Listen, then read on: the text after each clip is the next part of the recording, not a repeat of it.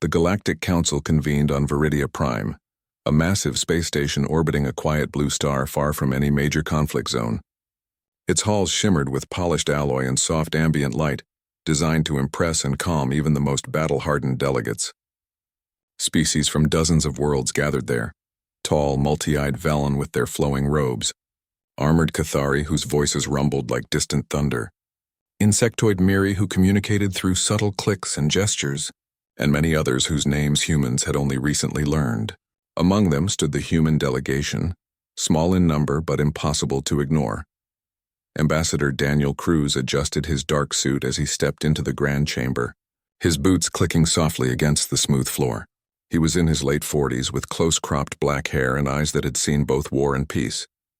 Beside him walked Captain Elena Ruiz, her posture rigid, her uniform crisp, her gaze scanning every corner like a soldier even in a place meant for words, not weapons.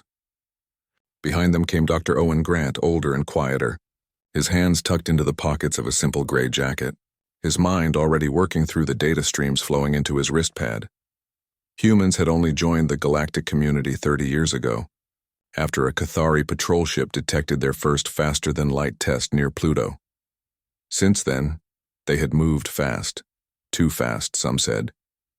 They built ships, learned alien languages, traded rare earth minerals for advanced tech, and even helped repel a pirate armada near the Helios Rift.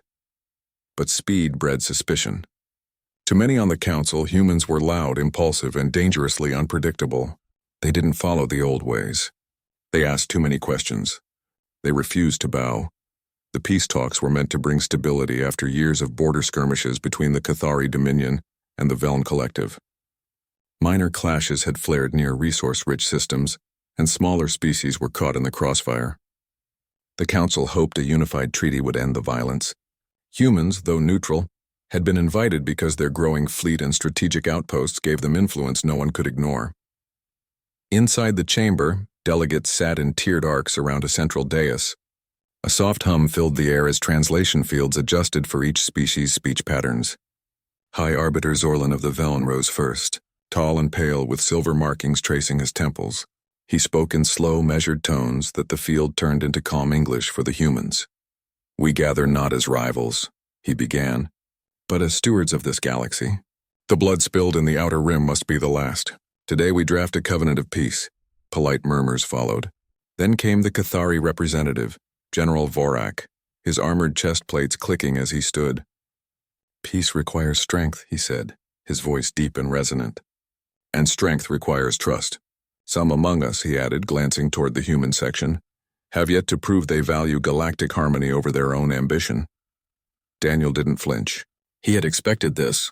Ever since humans helped a Miri colony resist Cathari resource extraction, the Dominion had viewed them as meddlers. But he kept his expression neutral. This was diplomacy, not combat. The real trouble began when the draft treaty was displayed on the central holotable. Glowing lines of text floated in the air, listing terms in dozens of languages. At first glance, it seemed fair. Mutual troop withdrawals, shared patrols, open trade lanes.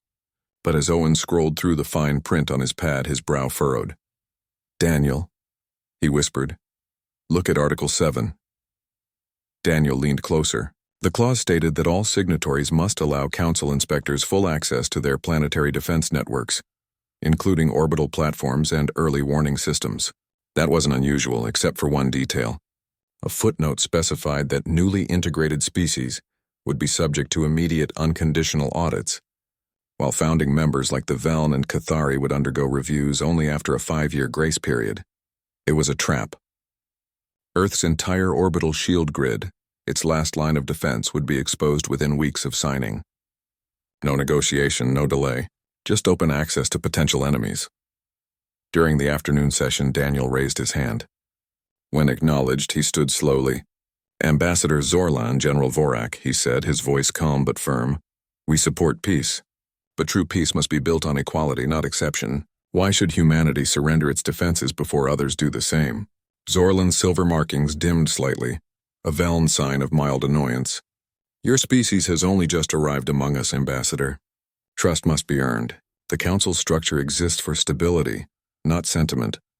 Vorak added, Your ship's patrol zones you have no claim to. Your scientists reverse engineer our tech. You speak of equality, yet act as if the rules do not apply to you. Elena's jaw tightened, but she stayed silent. Owen tapped his foot, frustrated.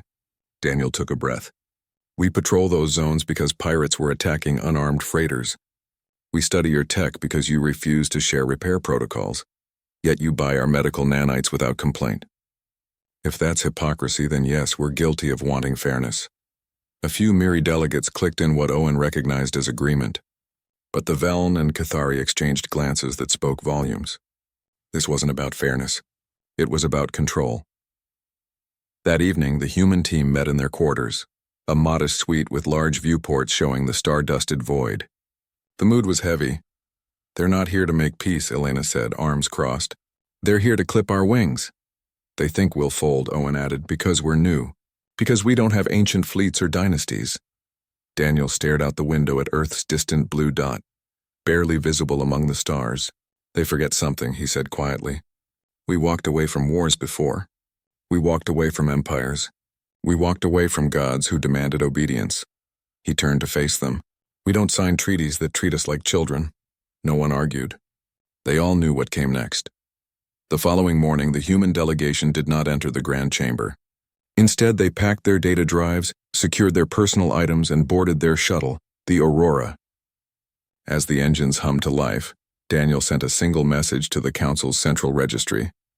The Terran delegation withdraws from the Viridia peace talks, effective immediately. We seek no conflict, but will accept no subjugation. Then they left. No fanfare, no speeches. Just silence where voices had been. On Viridia Prime, confusion rippled through the halls. Some delegates laughed. Others frowned. High Arbiter Zorlan simply stared at the empty human seats and wondered for the first time if they had made a terrible mistake. But it was too soon for regret. The galaxy still believed humans would return, tails between their legs, begging for a seat at the table. They did not know that humanity had already decided, if the table was built on lies, they would rather stand alone. Tension filled the air inside the Grand Chamber of Viridia Prime like a slow-building storm. The human delegation had returned for the second day of talks, but the mood had shifted. What began as cautious optimism now carried the sharp edge of distrust. Ambassador Daniel Cruz sat quietly, his hands folded on the polished table, while across the chamber General Vorak of the Cathari Dominion stood to speak. His deep voice rolled through the room like distant thunder. New evidence has come to light, Vorak announced, his armored frame casting a long shadow. Scans from our border outposts show Terran freighters delivering weapons-grade plasma cores to rebel cells in the Outer Rim. These rebels have attacked Cathari supply lines and killed civilians. We demand Earth answer for this. A murmur spread through the chamber. Many species turned to look at the humans, their expressions ranging from suspicion to outright hostility. Daniel felt the weight of their stares but kept his face calm. He had heard rumors of such accusations, but nothing concrete. Now it seemed the Cathari were making it official. General, Daniel said, rising slowly, we deny these claims completely. Earth does not arm rebels. We have no interest in your internal conflicts. Vorak's eyes narrowed. Then explain this. He gestured and a hologram flickered to life above the central dais. It showed a grainy sensor log, a human-marked cargo vessel docking at a remote asteroid base, followed by energy signatures matching Cathari military-grade weapons. The timestamp placed it 3 weeks prior. The evidence looked damning. Even some neutral delegates shifted uncomfortably in their seats. But Captain Elena Ruiz, sitting beside Daniel, leaned forward, her eyes locked on the display. Something felt wrong. The lighting in the log didn't match known conditions in that sector. The ship's ID code flickered oddly, as if edited. Back in their quarters that night, the human team gathered around a secure terminal. Dr. Owen Grant had already pulled independent data from civilian freighter logs, deep space buoys, and even old Miri trade beacons. His fingers flew across the screen as he overlaid timelines and signal paths. This sensor log is fake, Owen said flatly. Look, the thermal bloom from the plasma core doesn't match the ambient temperature of that asteroid belt. And the ship's transponder ID? It repeats the same sequence twice. Real transponders never do that. It's a copy-paste error. Elena nodded. I knew it. They stitched this together to frame us. Daniel stared at the false evidence, his mind racing. This wasn't just an accusation, it was a setup. If the council believed it, Earth could be branded a rogue state, cut off from trade, maybe even sanctioned with military force. And with the peace treaty still on the table, the timing was too perfect to be coincidence. The next morning, Daniel requested emergency speaking time. When granted, he walked to the center of the chamber without notes, without fanfare. He carried only a small data chip. High Arbiter Zorlan, he began. General Vorak, honored delegates. You've seen the Cathari evidence. Now see ours, he inserted the chip. The central holodisplay shifted. First came logs from the Starlight Maru, a Miri freighter that had passed through the same sector 2 days before the alleged docking. Its passive sensors recorded no human ships in the area. Then came encrypted comms intercepts, Cathari command channels discussing preparing the narrative and making Earth look guilty. Finally, a timestamp analysis proved the original sensor log had been altered less than 48 hours ago. Silence fell over the chamber. Even the ever-calm Veln seemed unsettled. High Arbiter Zorlan turned to Vorak. Is this true? Vorak's voice was low, defensive. These are forged records. Human tricks, but the damage was done. Several smaller species, those who had suffered under Cathari expansion, exchanged knowing glances. The Miri clicked rapidly, their version of agreement. The evidence was too clean, too consistent across independent sources. Instead of investigating the forgery, however, Zorlan cleared his throat and spoke in his usual measured tone. While the data raises questions, the Council must maintain order. Until this matter is resolved, Earth's participation in the treaty process will be reviewed. It was a polite way of saying they were being sidelined. Worse, Daniel noticed a new clause quietly added to the treaty draft overnight. Article 12. It stated that any species accused of arming insurgents would forfeit voting rights and be subject to immediate fleet inspections. That night, the humans met again in their quarters. The view outside showed the same starfield, but everything felt different. They were no longer guests. They were suspects. Owen pulled up the full treaty text on a large screen. Look here, he said, pointing to a buried subsection. If we sign, the Council gets full access to Earth's orbital defense grid. No warning, no limits. They can shut down our shields, disable our early warning satellites, even take control of lunar batteries. Elena crossed her arms. So it's not about peace. It's about control. They want us naked in space. Daniel didn't answer right away. He walked to the window and watched a Cathari cruiser glide past, its hull bristling with weapons. He thought of Earth. Green fields, crowded cities, children playing under a sun no alien had ever seen. He thought of the promise he'd made when he took this job. Protect humanity's right to choose its own path. We came here in good faith, he said finally. We offered help, shared tech, saved lives. And in return they lie about us, trap us with fine print, and treat us like a threat just for existing. He turned to face his team. They don't want partners. They want servants, Elena nodded. Then we walk, Owen sighed. It'll look like we're guilty. Let them think what they want, Daniel said. Our dignity isn't for sale. They spent the next few hours quietly packing. No dramatic speeches. No last-minute pleas. Just careful removal of personal items, secure deletion of all local data, and a final check of their shuttle systems. Before dawn, they boarded the Aurora. As the airlock sealed behind them, Daniel sent one last message to the Council registry. The Terran delegation withdraws from all proceedings. We seek no war, but will not sign a treaty built on lies. The shuttle lifted off smoothly, its engines glowing blue against the dark hull of Viridia Prime. Inside, no one spoke. They watched the station shrink in the viewport until it was just a speck among stars.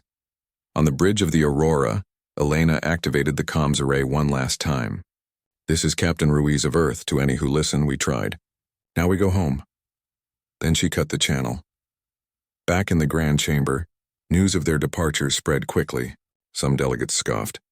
They ran, said a Cathari aide. Just as we expected. Others were uneasy. The Miri elder tapped her claws together in concern. High Arbiter Zorlan simply stared at the empty human seats, a faint frown on his pale face. He had assumed Earth would bend. Instead, they had broken nothing but their own chains.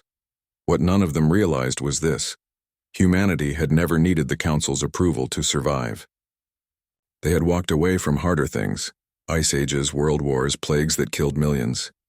Walking away from false peace was the easiest choice of all, and as the Aurora jumped to faster-than-light speed, heading toward the Sol system, Earth's sun growing brighter in the distance, the humans knew one thing for certain. They would not return until the galaxy learned the difference between power and respect.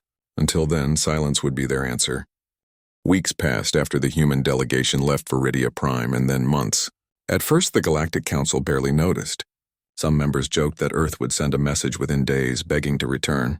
Others assumed humans were simply sulking, a childish reaction from a young species unused to real politics.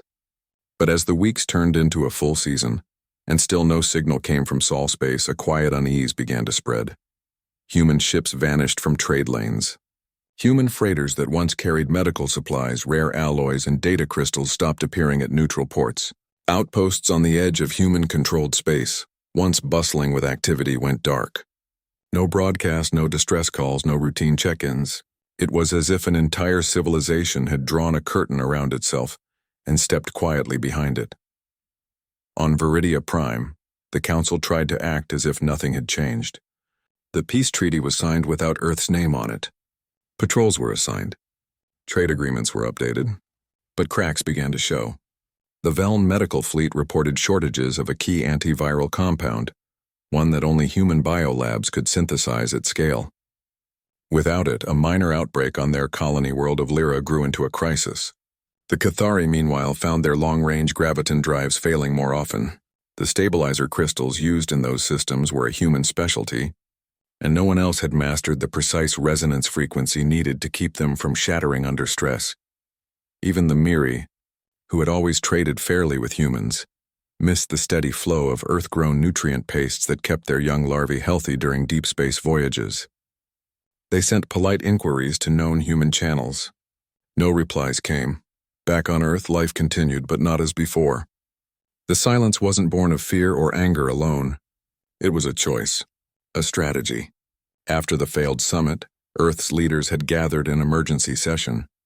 Not just politicians, but engineers, scientists, teachers, farmers, and factory workers.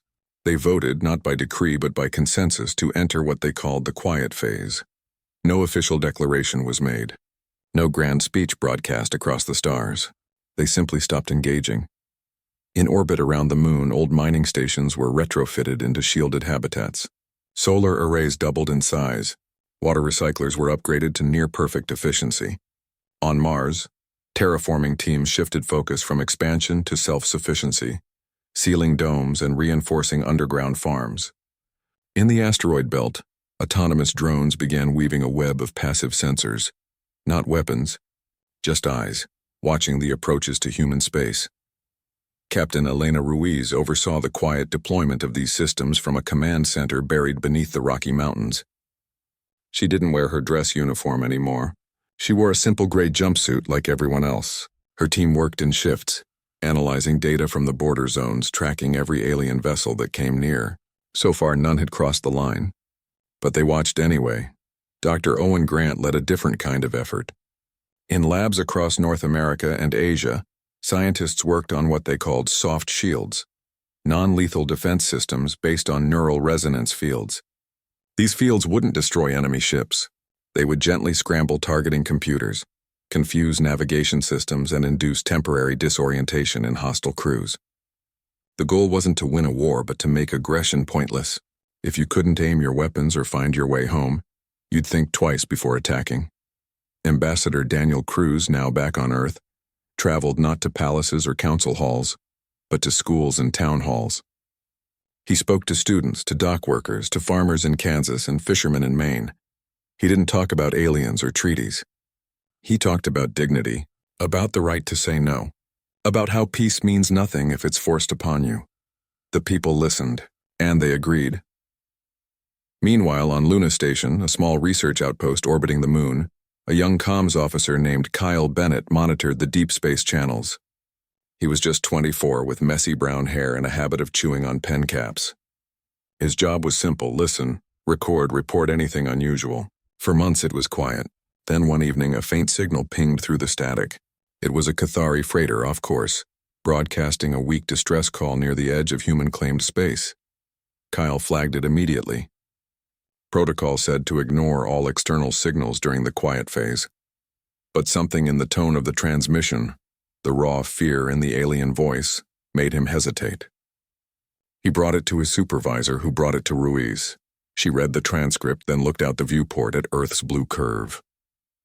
"They lied about us," she said. "But that doesn't mean we become like them." She authorized a passive scan. No reply, no contact.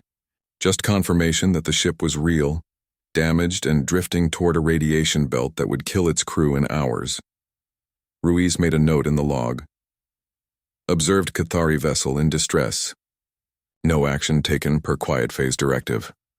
But she also quietly rerouted a nearby maintenance drone to nudge the ship away from the radiation zone, just enough to buy time.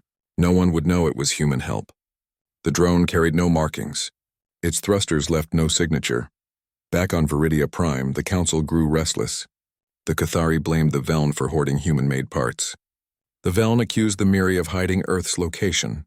Arguments flared in the Grand Chamber. High Arbiter Zorlan tried to maintain order, but even his calm authority was wearing thin. The galaxy had functioned with humans as a minor but useful part of the system. Now that they were gone, the machine was grinding. Worse rumors began to spread of a warlord named Zelvor, a former Cathari general who had broken away with a fleet of stolen ships. He had been kept in check for years by joint patrols, many of which included human vessels. Now, with those patrols weakened, Zelvor struck. He raided a Veln supply depot. He hijacked a Miri nursery convoy. He even destroyed a neutral science station just to send a message. The old order was crumbling. The Council scrambled to respond, but their fleets were stretched thin, their tech less reliable without human support. For the first time, some delegates wondered if they had made a mistake. Not a small one, a big one. On Earth, no one celebrated. They watched the news from deep space boys with grim faces. They knew chaos would follow their withdrawal, but they also knew that staying would have meant surrendering their future. Better chaos with freedom than peace with chains.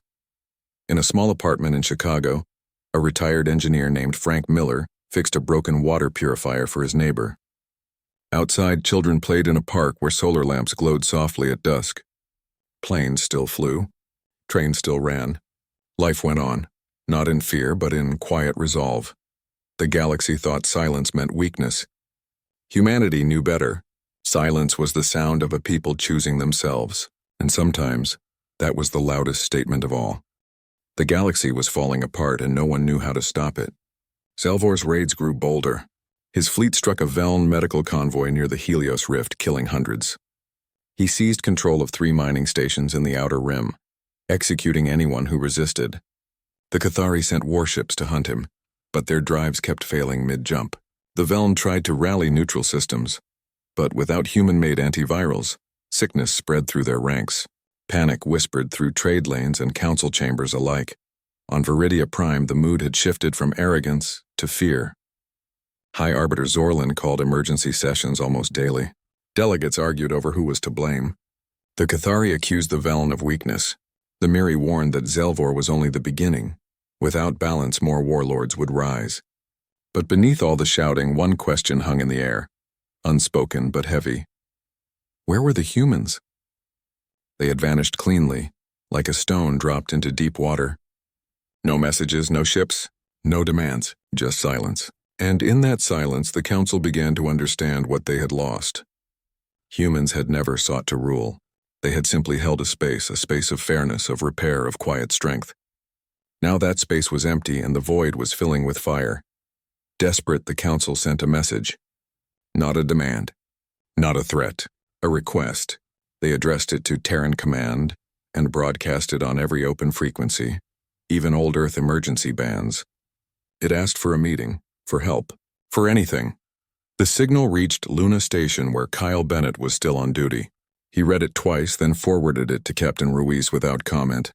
She opened the file in her office, the soft hum of the mountain base surrounding her. The message was humble, almost pleading. It listed the losses, admitted their mistakes, and asked if Earth would consider talks, on human terms. Ruiz didn't reply. She didn't have to. Protocol was clear. During the quiet phase, no official contact. But she saved the message, and she showed it to Daniel Cruz when he visited the base the next week. He read it slowly, his face unreadable. Then he folded the printout and tucked it into his coat pocket. "They're scared," he said. "Not sorry. Just scared." Owen Grant, who had come with him, nodded. "Fear isn't a good reason to trust them." "No," Daniel agreed. "But it might be a start." Still, Earth did not respond. The galaxy waited and suffered. Then came the day the Cathari science vessel, Dawn Chaser, drifted into human-claimed space. It had been ambushed by Zelvor's raiders near the Theta Belt. Its shields were down, its engines dead, and its life support failing. The crew, 23 scientists and engineers, were running out of air. The ship's last transmission was weak, broken by static. "This is the Dawn Chaser. We are disabled. Request assistance. Any vessel, any species, please." The signal reached Luna Station. Kyle heard it and froze. He knew the rules. But he also knew what 23 lives sounded like when they were begging. He alerted Ruiz. She reviewed the data. The ship was unarmed. Its mission logs, partially recovered, showed it was studying cosmic radiation, not weapons, and it was drifting straight toward a solar flare that would fry its hull in 6 hours. Ruiz stood at the window of her command center, looking at Earth's curve. She thought of the lies told at Viridia Prime. She thought of the treaty designed to strip Earth bare, but she also thought of the engineers on that ship, people like Owen, like her, just trying to understand the universe. She made a decision. "Send Drone 7, she said. "Reroute it from asteroid patrol. Give the Dawn Chaser a nudge away from the flare path. Then deploy 3 emergency oxygen pods from our reserve stock. Mark them as unidentified origin. Wipe all telemetry after launch." Her officers moved quickly. No questions. They understood. This wasn't diplomacy. It was humanity. Hours later, the Cathari crew woke to find their ship gently pushed into safe orbit. Oxygen hissed into their cabins from smooth, unmarked canisters. No ship appeared. No voice hailed them. Just help delivered in silence. When they returned to Cathari space, they told their story. At first, their superiors dismissed it as stress or hallucination. But the oxygen pods were real. The trajectory change was real. And the pods bore no insignia, except for a tiny symbol etched near the valve, a circle with a single line through it.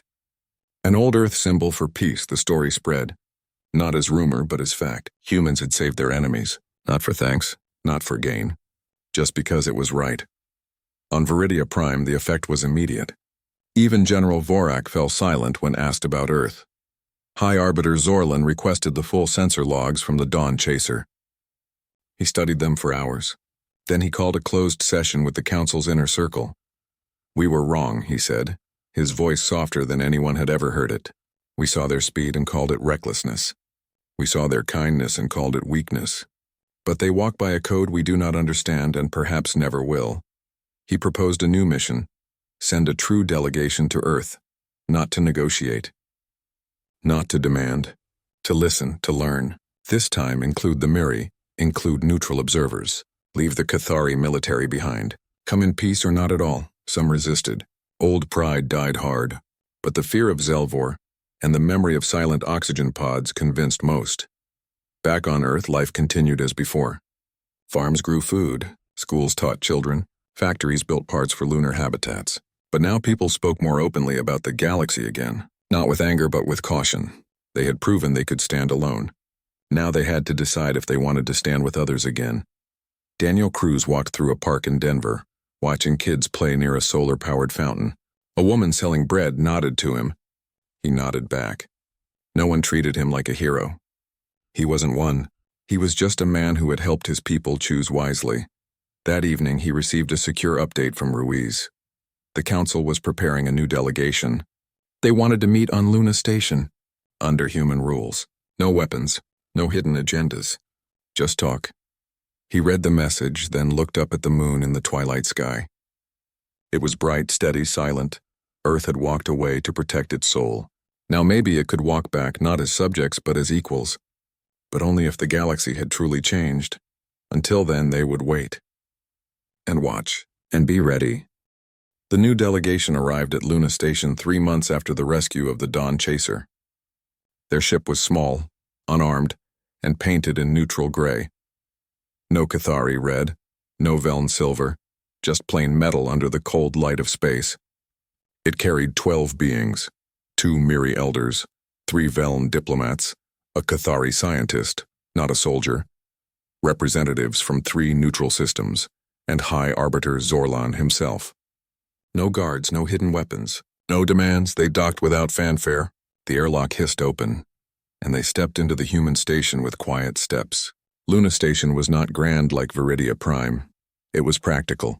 Steel corridors, soft lighting, the hum of life support, the smell of recycled air and coffee from the mess hall. A young man in a simple blue jumpsuit greeted them. His name tag read Kyle Bennett. "Welcome," he said. "Ambassador Cruz will see you in Observation Room 3. They followed him through the station. No one saluted. No one bowed. Humans moved past them with nods or small smiles going about their work. A woman carried a tray of seedlings to the hydroponics bay. 2 engineers argued over a circuit board in friendly tones. It felt less like a military outpost and more like a town floating in the sky. In Observation Room 3, Daniel Cruz waited by the large window. Earth filled the view, blue, white, alive. He wore a dark shirt and slacks, no uniform, no medals. He turned as they entered and offered a slight nod. "Thank you for coming," he said. Zorlan stepped forward. He looked older than at Viridia Prime, his silver temple markings duller, his posture less rigid. "We thank you for receiving us," he replied. "After what we did." "We did not expect kindness." Daniel gestured to the table. "Sit, we don't do speeches here. Just talk." They sat. No raised dais, no assigned seats. Just a round table, 12 chairs, and a pot of coffee in the center. Owen Grant poured cups for those who could drink it. Elena Ruiz stood near the door, not as a guard, but as a witness. Zorlan spoke first. "We came to say we were wrong. Not partly. Not politically. Truly wrong. We saw your speed and called it chaos. We saw your compassion and called it naivety. But you held to your principles when we offered you chains wrapped in silk." A Miri elder clicked softly. "You saved our young when the Cathari blocked our supply lines years ago. We never forgot, but we stayed silent at Viridia. For that we are ashamed." The Cathari scientist, a female named Tarek, leaned forward. "My brother was on the Dawn Chaser. He told me about the oxygen pods. No name, no price, just help. In our culture, that is the highest honor, to give without expecting return." Daniel listened. He did not smile. He did not forgive, not yet, but he listened. "We don't want your apologies," he said finally. "We want your understanding. Humanity doesn't seek to rule the stars. We don't want your thrones or your treaties. We only ask to walk among you as equals, to be trusted until we prove we shouldn't be. Not judged because we're new." Zorlan nodded slowly. "Then let us build something new. Not a treaty of control, but a covenant of choice. Any species may join. Any may leave. No forced inspections. No hidden clauses. Just shared safety, shared knowledge, and the right to say no." Owen spoke up. "And Zelvor?" "He grows stronger," Zorlan admitted. "But if we stand together, not as masters and subjects, but as neighbors, we can stop him." With your help, silence filled the room. Outside, Earth turned slowly below. Daniel looked at Elena. She gave a small nod. He looked at Owen. The scientist shrugged, but his eyes said yes. "Then we'll help," Daniel said. "Not because you asked nicely, but because innocent lives are at stake. But understand this. We join no council that treats us as less. We share tech, but not control. We fight beside you, but not under you." Zorlan placed his 3-fingered hand on the table. Agreed. No documents were signed that day. No grand announcements made. Just words, spoken plainly, in a quiet room above the moon. In the weeks that followed, human ships reappeared, not in fleets, but in pairs. They joined patrols near the Helios Rift, their stealth fields masking their approach until they were needed. When Zelvor attacked a Miri nursery station, it was a human frigate that jammed his comms and a Veln cruiser that disabled his engines. Together they captured his flagship without firing a single lethal shot. Back on Earth, life went on. Children played. Farmers harvested. Factories hummed. But now, star maps in schools showed not just Sol, but the systems where humans had helped. Not as conquerors, as friends. High Arbiter Zorlan returned to Viridia Prime, but he did not sit in the Grand Chamber again. Instead, he helped form a new gathering, smaller, simpler, held on neutral ground. They called it the Accord Circle. No one sat higher than another. Decisions were made by consensus, not decree, and Earth had a voice, not because they demanded it, but because they had earned it through silence, then through grace. One evening, Daniel stood again in the park in Denver. The moon was full. He thought of the long road from suspicion to silence, from silence to respect. Humanity had not changed. The galaxy had. A child ran past him laughing, holding a toy ship with a tiny Earth flag. Daniel smiled, just a little. They had walked away to protect their dignity. Now they walked back, not for power but for peace. And this time the galaxy was ready to walk with them,